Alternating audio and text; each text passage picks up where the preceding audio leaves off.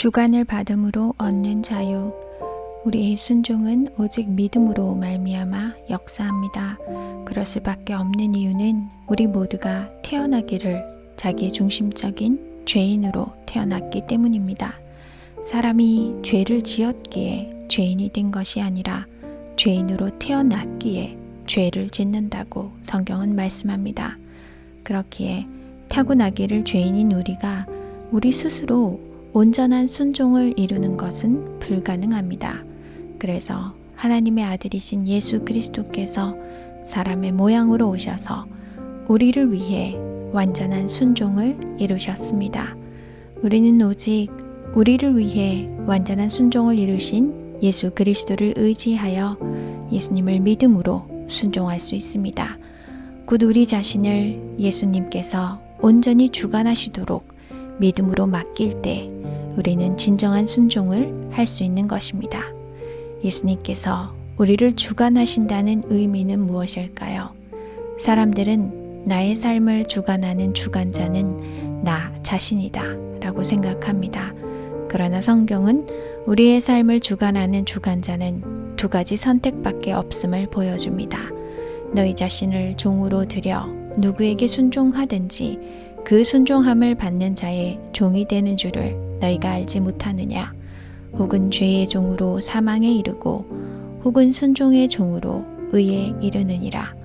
우리 모두는 사망에 이르는 죄의 종이 되든지 의에 이르는 순종의 종이 되든지 두 가지 선택 중 하나를 선택해야만 합니다. 태어나기를 죄인으로 태어난 우리가 우리 자신의 삶의 주관자가 된다는 것은 결국 사망에 이르는 죄의 종이 되기로 선택한 것입니다. 죄의 종으로 곧 사탄이 주관하는 권세 아래에 머물기를 선택한다면 속박과 불행을 경험하며 영원한 멸망으로 끝날 수밖에 없습니다. 그러나 순종의 종으로 곧 예수님께서 우리의 삶을 주관하시는 삶을 선택한다면 예수님의 종이 되는 것은 오히려 우리로 진정한 자유를 누리는 영원한 생명을 얻게 할 것입니다. 그런데 내 삶의 주관자로서 예수님께 실제적으로 내 삶의 모든 선택을 맡긴다는 사실은 우리가 예수님의 꼭두각시 인형이 되는 듯한 부정적인 생각이 들 수도 있을 것입니다. 그러나 예수님이 어떠한 분이신지를 우리가 정말로 잘 안다면 우리가 예수님의 꼭두각시 인형이 되는 것이 얼마나 큰 기쁨이요, 자랑이요, 특권이 되는 것인지 깨달을 수 있을 것입니다. 온 우주를 사랑과 공의의 완벽한 조화로 다스리시며 어떠한 부정함도, 어떠한 부족함도, 어떠한 실수도 없으신 거룩하신 하나님께서 우리의 삶의 진정한 주관자가 되시는 것은 우리가 속박당하는 종이 되는 것이 아니라 모든 것들로부터 우리가 진정한 자유를 누리게 할 것입니다. 어린 아들이 높은 의자 위에 올라가 있는 것을 본 아버지가 아들을 향해 말했습니다. 아들아, 아빠가 받을 테니 뛰어내려.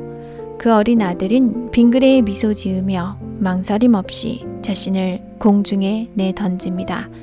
아이는 아빠가 자신을 받아내지 못할까 두렵거나 걱정하지 않습니다.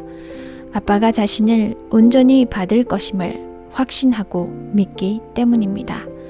우리를 사랑하심으로 예수님 당신을 우리에게 내어 주신 분께 우리의 모든 것을 맡기는 것이 두려우십니까?